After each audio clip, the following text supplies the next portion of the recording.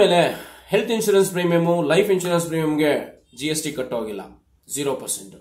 ಹಾಗಿದ್ರೆ ಇಲ್ಲಿ ತನಕ ಕಟ್ಟಿರುವಂತ ಹೆಲ್ತ್ ಇನ್ಶೂರೆನ್ಸ್ ಪ್ರೀಮಿಯಂ ಮತ್ತೆ ಲೈಫ್ ಇನ್ಶೂರೆನ್ಸ್ ಪ್ರೀಮಿಯಂ ಏನಿದೆ ಅದಕ್ಕೆ ಸಂಬಂಧಪಟ್ಟಂತ GST ಏನಾಗುತ್ತೆ?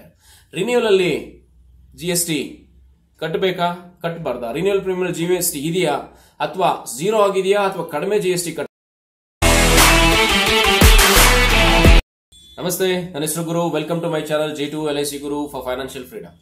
ಸ್ನೇಹಿತರೆ, ಇಲ್ಲಿ ತನಕ ಒಂದು ಕತೆ ಆದರೆ ಇನ್ನು ಮುಂದೆ ಇನ್ನೊಂದು ಕತೆ ಅನ್ನೋ ರೀತಿಯಲ್ಲಿ ಕೇಂದ್ರ ಸರ್ಕಾರ, ಬಿಜೆಪಿ ಸರ್ಕಾರ ಬರೋವರೆಗೂ ಒಂದು ರೀತಿಯಾದಂತಹ ಕಾನೂನು ಇದ್ಮೇಲೆ ಇತ್ತು.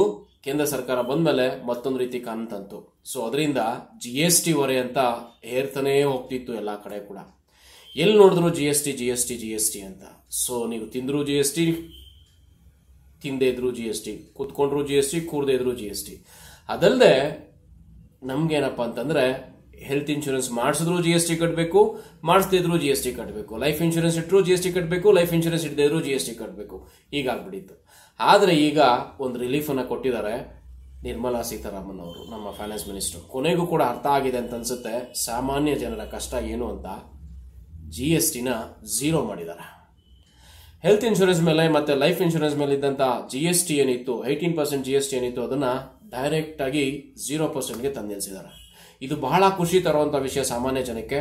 ಹಾಗೆ ಇನ್ಶೂರೆನ್ಸ್ ಪೆನೆಟ್ರೇಷನ್ ಏನಿದೆ ಖಂಡಿತವಾಗ್ಲೂ ಇನ್ಕ್ರೀಸ್ ಆಗುತ್ತೆ ಅಂತ ಹೇಳ್ಬೋದು.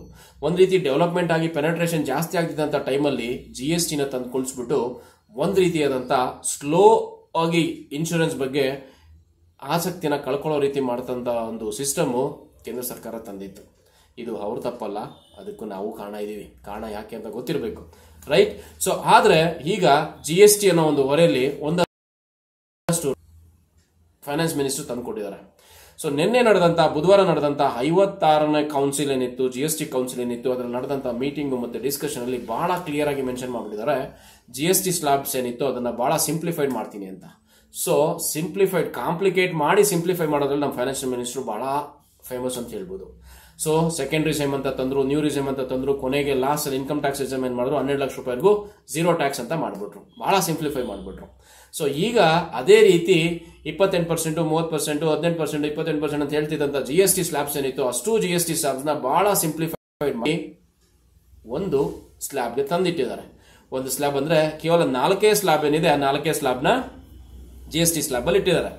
ಆ 4 ಸ್ಲಾಬ್ ಯಾವ್ದು, ಅದರಲ್ಲಿ ನಮಗೆ ಬಹಳ ಇಂಪಾರ್ಟೆಂಟ್ ಆಗಿರೋದು ಏನು ಅಂತ ನೋಡೋಣ.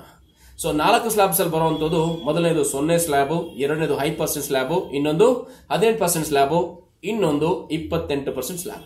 ಈ 4 ಸ್ಲಾಬ್ಸ್ ಏನಿದೆಯೋ ಆ 4 ಸ್ಲಾಬ್ಸ್ ನ ಸಿಂಪ್ಲಿಫೈಡ್ ಮಾಡಿ 28% ಇದ್ದಂತ GST ನ ಎಲ್ಲ 5% ತಂದಿಟ್ಟಿದ್ದಾರೆ.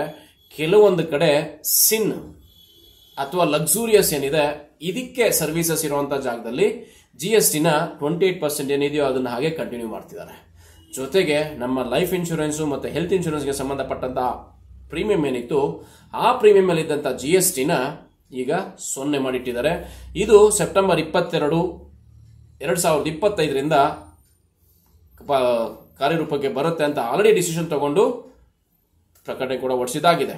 ಇನ್ನು 22ನೇ ತಾರೀಕಿಗೆ ನಾವು ಕಾಯಬೇಕು. ನಮ್ಮಲ್ಲಿರುವಂತಹ ಪ್ರೀಮಿಯಮ್ಸ್ ಅಲ್ಲಿ ಏನಿದೆ ಆ ಪ್ರೀಮಿಯಮ್ಸ್ ಅಲ್ಲಿ GST ಮನ್ನಾ ಆಗ್ತಿದೆಯಲ್ಲ ಅನ್ನೋ ಒಂದು ಖುಷಿನ ನೋಡ್ಲಿಕ್ಕೆ.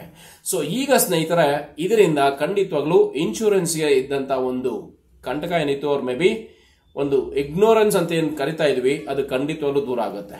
ಸೊ ಹೇಳೋದಾದ್ರೆ 2024ರಲ್ಲಿ ಇನ್ಶೂರೆನ್ಸ್ ಪೆನೆಟ್ರೇಷನ್ ಏನಿತ್ತು 4% ಆಗ್ತಿದ್ದಂತ ಇನ್ಶೂರೆನ್ಸ್ ಪೆನೆಟ್ರೇಷನ್ 3.7% ಬಂದಿತ್ತಂತೆ. ಹಾಗೆ 2023ರಲ್ಲಿ 3.2% ಬಂದಿದೆ ಬಿಕಾಸ್ ಆಫ್ GST.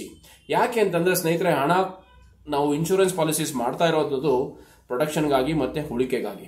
ಸೊ ಉಳಿಕೆ ಮಾಡುವಂತರೆಲ್ಲ ಸಾಮಾನ್ಯ ಜನ ನಾರ್ಮಲ್ ರಿಟರ್ನ್ಸ್ ಕೊಡ್ತಿರ್ತೀವಿ. ಆ ನಾರ್ಮಲ್ ರಿಟರ್ನ್ಸ್ ಕೊಡುವಂತ ಜಾಗದಲ್ಲಿ ಎಕ್ಸ್ಟ್ರಾ ಪ್ರೀಮಿಯಂ ನ ಪೇ ಮಾಡಿ GST ಅಂತೇಳಿ ಸರ್ಕಾರಕ್ಕೆ ದುಡ್ಬೇಕು ಅಂತೇಳಿ GST ಮುಖಾಂತರ ಕಲೆಕ್ಟ್ ಮಾಡ್ತಾ ಹೋದ್ರೆ ಸಾಮಾನ್ಯ ಜನ ಏನ್ ಮಾಡ್ಬೇಕು ಅಲ್ವಾ?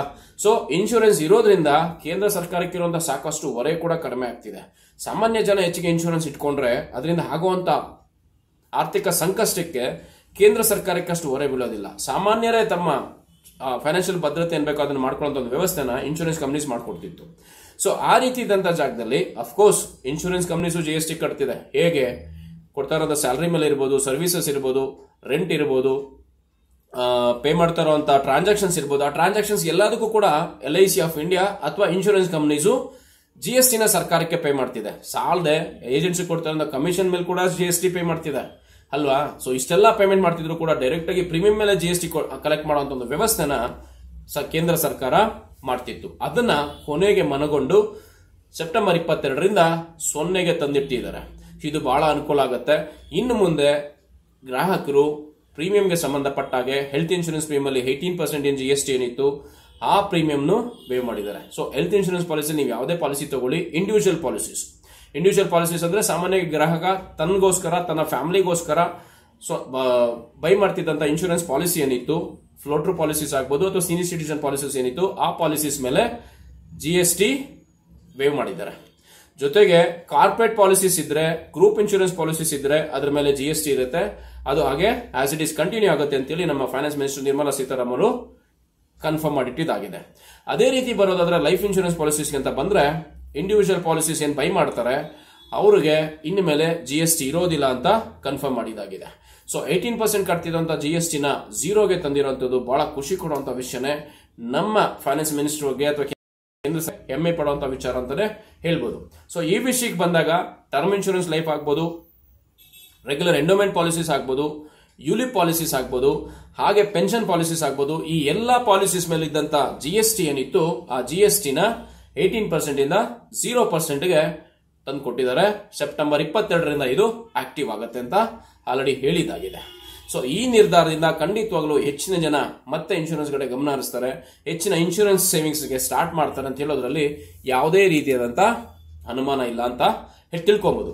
ಸೊ ಇದರಿಂದ ರಿಟರ್ನ್ಸ್ ಕೂಡ ಎಲ್ಲಿ ಕಡಿಮೆ ಬರ್ತಿತ್ತು ಇನ್ಶೂರೆನ್ಸ್ ಪಾಲಿಸೀಸ್ ಅಂತ ಹೇಳ್ತಿರೋದಕ್ಕೂ ಕೂಡ ಮತ್ತೊಂದಷ್ಟು ರಿಟರ್ನ್ಸ್ ಏನಿದೆ ಅದು ಹೆಚ್ಚಿಗಾಗುತ್ತೆ ಅನ್ನೋದನ್ನ ಖಾತ್ರಿ ಪಡಿಸ್ಕೊಬೇಕಾಗಿ ಬರ್ತೈತೆ. ಸೊ ಹಾಗಿದ್ರೆ ಬೇರೆ ಯಾವೆಲ್ಲ ವಸ್ತುಗಳ ಮೇಲೆ GST ರೇಟ್ಸ್ ಕಡಿಮೆ ಆಗಿದೆ? ಎಸ್, ಅದನ್ನ ಡೀಟೇಲ್ ಆಗಿ ನೋಡಕ್ ಆಗೋದಾದ್ರೆ ಇಲ್ಲಿದೆ ಚಾರ್ಟ್. ಈ ಚಾರ್ಟ್ ಮುಖಾಂತರ ನೀವು ಸೊ ಕೃಷಿಕರಿಗೆ ಏನಿದು ಅಗ್ರಿಕಲ್ಚರ್ಗೆ ಸಂಬಂಧಪಟ್ಟಂತ ಐಟಮ್ಸ್ ಆಗ್ಬೋದು, ಅದರಲ್ಲಿದ್ದಂತ 18% 12% ಇದರಿಂದ 5%ಗೆ ರೆಡ್ಯೂಸ್ ಮಾಡಿಟ್ಟಿದ್ದಾರೆ. ಸ್ಮಾಲ್ ಕಾರ್ಸ್ ಮತ್ತೆ ಬೈಕ್ ಮೇಲೆ ಇದ್ದಂತ 28% GST ನ 18% ತಂದಿಟ್ಟಿದ್ದಾರೆ. ಸೊ ಎಲೆಕ್ಟ್ರಾನಿಕ್ಸ್ ಐಟಮ್ ಮೇಲೆ ಇದ್ದಂತ 28% GST ಏನಿತ್ತು ಅದು 18% ಆಗಿದೆ. ಸೊ ಎಜುಕೇಶನ್ಗೆ ಸಂಬಂಧಪಟ್ಟಂತ ವಸ್ತುಗಳ ಮೇಲೆ ಇದ್ದಂತ GST ಏನಿದೆ ಅದೀಗ 0 ಕೂಡ ಆಗಿದೆ. ಇದು ಕೇಂದ್ರ ಸರ್ಕಾರದ ಮಹತ್ವ ನಿರ್ಧಾರ ಅಂತ ಅನ್ಬೋದು. ಇದರಿಂದ ಕೇಂದ್ರ ಸರ್ಕಾರದ ಬೊಕ್ಕಸಕ್ಕೆ ಸಾಕಷ್ಟು ನಷ್ಟ ಆಗೋದಿದೆ. ಅದನ್ನ ಬೇರೆ ರೀತಿಯಲ್ಲಿ ಕಾಂಪನ್ಸೇಟ್ ಮಾಡ್ಕೊಳ್ಳಿಕ್ಕಂತೂ ವ್ಯವಸ್ಥೆ ಹುಡುಕ್ತಾರೆ, ಹುಡುಕ್ಲಿ ತೊಂದರೆ ಏನಿಲ್ಲ. ಹಾಗೆ ಹೆಲ್ತ್ ಇನ್ಶೂರೆನ್ಸ್ಗೆ ಸಂಬಂಧಪಟ್ಟ ಹಾಗೆ ಬರೋದಾದ್ರೆ ಥರ್ಮೋಮೀಟರ್ ಆಗ್ಬೋದು, ಮೆಡಿಕಲ್ ಗ್ರೇಡ್ ಆಕ್ಟಿವೇಷನ್ ಆಗ್ಬೋದು, ಪ್ರಾಕ್ಟಿಕಲ್ ಕಿಟ್ಸ್ ಇರ್ಬೋದು, ಗ್ಲೂಕೋಮೀಟರ್, ಇದ್ರ ಮೇಲೆಲ್ಲ 12% ಇದ್ದಂತ 5% ಮಾಡಿಟ್ಟಿದ್ದಾರೆ. ಹೆಲ್ತ್ ಇನ್ಶೂರೆನ್ಸ್ ಪ್ರೀಮಿಯಂ ಹಾಗೆ ಲೈಫ್ ಇನ್ಶೂರೆನ್ಸ್ ಪ್ರೀಮಿಯಂ ಮೇಲೆ 0 ಅಂತ ಡಿಕ್ಲೇರ್ ಮಾಡಿದ್ ಆಗಿದೆ. ಸೊ ಹಾಗೆ hair oil, shampoo, tooth paste ಇದೆಲ್ಲ 18% ಇದ್ದಂತ GST ನ 5%ಗೆ ತಂದಿದ್ದಾರೆ. ಸೊ ಈ ರೀತಿಯಾಗಿ 4 ಸ್ಲ್ಯಾಬ್ಸ್ ಅಲ್ಲಿ ಡಿವೈಡ್ ಮಾಡಿಟ್ಟಿದ್ದಾರೆ. ಸಾಮಾನ್ಯ ಜನ ದಿನ ಬಳಕೆ ಮಾಡ್ತಿದ್ದಂತ ವಸ್ತುಗಳೇನಿದೆ ಆ ವಸ್ತು ಮೇಲೆ ಹೇರಿಸಿದಂತ GST ನ ಮತ್ತೆ ಕಡಿಮೆ ರೇಟಿಗೆ ತಂದಿಟ್ಟು ಖಂಡಿತವಾಗ್ಲೂ ಗ್ರಾಹಕರ ಇಂಟ್ರೆಸ್ಟ್ ಏನಿತ್ತು ಅವ್ರ ಬಗ್ಗೆ ಕಾಳಜಿ ತೋರ್ತಿದೆ ಅಂತ ಹೇಳ್ಬೋದು. ಸೊ ಮುಖ್ಯವಾಗಿ ನಾವು ಫೈನಾನ್ಷಿಯಲ್ ಅಡ್ವೈಸರ್ಸ್ ಯೋಚನೆ ಮಾಡ್ತಿದ್ದಂತ ವಿಷಯ, ಪ್ರೀಮಿಯಂ ಜೊತೆ GST ಕಟ್ಟಬೇಕು ಅಂತಂದಾಗ ಎಲ್ಲೋ ಒಂದ್ ಕಡೆ ಪಿಂಚ್ ಆಗ್ತಿತ್ತು. ಆ ಪಿಂಚ್ ನ ಇವತ್ತು ಧಾರಾಳವಾಗಿ ಹೇಳ್ಬೋದು. ಇನ್ಮೇಲೆ GST ಇಲ್ಲ, GST ಇಲ್ಲದೆ ಪ್ರೀಮಿಯಂ ಏನಿದೆ ಆ ಪ್ರೀಮಿಯಂ ನ ಡೈರೆಕ್ಟ್ ಆಗಿ ಕಟ್ಟಿ ಅದಕ್ಕೆ ಬೇಕಾದಂತ ಇನ್ಕಮ್ ಟ್ಯಾಕ್ಸ್ ಫೈಲ್ ಏನಿದೆ ಅಥವಾ ಇನ್ಕಮ್ ಟ್ಯಾಕ್ಸ್ ರಿಟರ್ನ್ಸ್ ಏನಿದೆ ಅಥವಾ ಇನ್ಕಮ್ ಟ್ಯಾಕ್ಸ್ ಕ್ಲೈಮ್ ಮಾಡೋದೇನಿದೆ 100% ಕ್ಲೈಮ್ ಮಾಡ್ಕೊಳ್ಳಿ ಅಂತ ಹೇಳ್ಬೋದು. ಸೊ ಹೆಲ್ತ್ ಇನ್ಶೂರೆನ್ಸ್ ಪ್ರೀಮಿಯಂ ಮೇಲೆ, ಲೈಫ್ ಇನ್ಶೂರೆನ್ಸ್ ಮೇಲೆ, ಇಂಡಿವಿಜುವಲ್ ಇನ್ಶೂರೆನ್ಸ್ಗೆ ಸಂಬಂಧಪಟ್ಟಂತ ಪಾಲಿಸೀಸ್ ಮೇಲೆ ಪ್ರೀಮಿಯಂ ಇರೋದಿಲ್ಲ. ಬಟ್ ಇಲ್ಲಿ ಇನ್ನೊಂದು ಗೊಂದಲ ಸೃಷ್ಟಿಯಾಗಿದೆ. ಏನಪ್ಪಾ ಅಂತಂದ್ರೆ ಆಲ್ರೆಡಿ ಕಟ್ತಿರೋಂತ GST ಏನಿದೆ ಆ GST ಏನಾದ್ರು ಮನ್ನಾ ಆಗತ್ತಾ? ಇನ್ನು ಮುಂದೆ ಕಟ್ಟಬೇಕಾದ್ರೆ GST ಇರೋದಿಲ್ವಾ? ಸೊ ರಿನ್ಯೂವಲ್ ಪ್ರೀಮಿಯಮ್ಸ್ ಇದೆಯಲ್ಲ ಆ ಪ್ರೀಮಿಯಮ್ಸ್ಗೆ GST ಕಟ್ಟಬೇಕಾ? ಎಸ್, ಇದು ಮತ್ತೆ ಅನುಮಾನ ಸೃಷ್ಟಿ ಮಾಡ್ಕೊಂಡಿದೆ. ಸೊ ಇದಕ್ಕೂ ಕೂಡ ಅತಿ ಶೀಘ್ರದಲ್ಲೇ ಒಂದು ನಿರ್ಧಾರ ಸಿಗುತ್ತೆ ಅಂತ ಅನ್ಕೊಳ್ತೀನಿ. ಸೊ ನಾನು ಅಂದ್ಕೊಳ್ಳೋ ಪ್ರಕಾರ ಸೊ ರಿನ್ಯೂವಲ್ ಪ್ರೀಮಿಯಮ್ಸ್ಗೂ ಕೂಡ ಈ GST ಏನಿದೆ ಅದು ಅಪ್ಲೈ ಆಗಬೇಕು. ಅಪ್ಲೈ ಆಗೋದ್ರ ಮುಖಾಂತರ ಆಲ್ರೆಡಿ ಕಟ್ಟಿರುವಂತ GST ಸಾಕು, ಇನ್ನು ಮುಂದೆ ಕಟ್ಟುವಂಥದ್ದು ಉಳಿತಾಯ ಆಗುತ್ತೆ ಅಂತ ಅನ್ಕೊಳ್ತೀನಿ. ಅಥವಾ ಆಗ್ಲಿಲ್ಲ ಅಂತಂದ್ರು ಇರುವಂತ 18% ಅಥವಾ 4.5% ಏನ್ ಬರ್ತಿತ್ತು ಆನ್ಯುವಲಿ ಅದನ್ನ ಅತಿ ಕಡಿಮೆ ಮಟ್ಟಕ್ಕೆ 0.5%ಗೆ ತಂದಿಳಿಸಿದ್ರು ಆಶ್ಚರ್ಯ ಇಲ್ಲ ಅಂತ ಅನ್ಸುತ್ತೆ.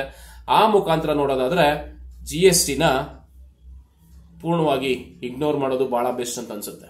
So already renewal premiums, renewal policies ಇರುವಂತವ್ರಿಗೆ GST ಬಗ್ಗೆ ಮತ್ತೊಂದಷ್ಟು ಕ್ಲಾರಿಟಿ ಬೇಕಾಗುತ್ತೆ. ಆ ಕ್ಲಾರಿಟಿನ ಅತಿ ಶೀಘ್ರದಲ್ಲೇ ಕೇಂದ್ರ ಸರ್ಕಾರ ಕೊಡುತ್ತೆ ಅಂತ ಅದ್ರ ಮುಖಾಂತರ. ಸೊ ಈ ವಿಡಿಯೋದಲ್ಲಿ ಇದ್ದಂತ ಇನ್ಫಾರ್ಮೇಶನ್ಸ್ ನಿಮಗೆ ಯೂಸ್ಫುಲ್ ಆಗಿತ್ತು ಅಂತಂದ್ರೆ ಲೈಕ್ ಮಾಡೋದನ್ನ ಮರಿಬೇಡಿ. ಹಾಗೆ ನಿಮ್ಮ ಅಭಿಪ್ರಾಯ ಏನಿದೆ ಅಭಿಪ್ರಾಯಗಳನ್ನ ಕಮೆಂಟ್ ಬಾಕ್ಸ್ ಮುಖಾಂತರ ಹಾಕ್ತಾ ಹೋಗ್ತೀರಾ ಅಂತ ಅಂದ್ಕೊಳ್ತೀನಿ. ಚಾನಲ್ಗೆ ಬಂದು ಈ ವಿಡಿಯೋನ ಫಸ್ಟ್ ಟೈಮ್ ನೋಡ್ತಾ ಇದ್ರೆ ಸಬ್ಸ್ಕ್ರೈಬ್ ಮಾಡೋದನ್ನ ಮರಿಬೇಡಿ. ಮುಂದೆ ಬರುವಂತ ಎಲ್ಲಾ ವಿಡಿಯೋಸ್ ನೀವು ನೋಡಬೇಕು ಅಂತಂದ್ರೆ ಬೆಲ್ ಐಕನ್ ಏನಿದೆ ಅದನ್ನ ಕ್ಲಿಕ್ ಮಾಡಿ. ಸೊ ಹೀಗೆ ಉಪಯುಕ್ತವಾಗಿರುವಂತಹ ಮಾಹಿತಿನ ಈ ವಿಡಿಯೋದ ಮುಖಾಂತರ, ಈ ಚಾನಲ್ ಮುಖಾಂತರ, G2 LIC ಗುರು ಮುಖಾಂತರ ಕೊಡ್ತಾ ಬಂದಿರ್ತೀನಿ. ಸೊ ನಿಮ್ಮ ಆರ್ಥಿಕ ಸ್ವಾತಂತ್ರ್ಯಕ್ಕಾಗಿ ಈ ವಿಡಿಯೋ ಚಾನಲ್ನ ಸಬ್ಸ್ಕ್ರೈಬ್ ಮಾಡಿ. ಮುಂದೆ ಬರುವಂತ ಎಲ್ಲಾ ವಿಡಿಯೋಗಳನ್ನು ನೋಡಬೇಕು ಅಂತಂದ್ರೆ ಬೆಲ್ ಐಕನ್ ಕ್ಲಿಕ್ ಮಾಡಿದ್ರೆ ಅಂತ ಅಂದ್ಕೊಳ್ತೀನಿ. ಪೂರ್ತಿ ವಿಡಿಯೋ ನೋಡೋದಕ್ಕೆ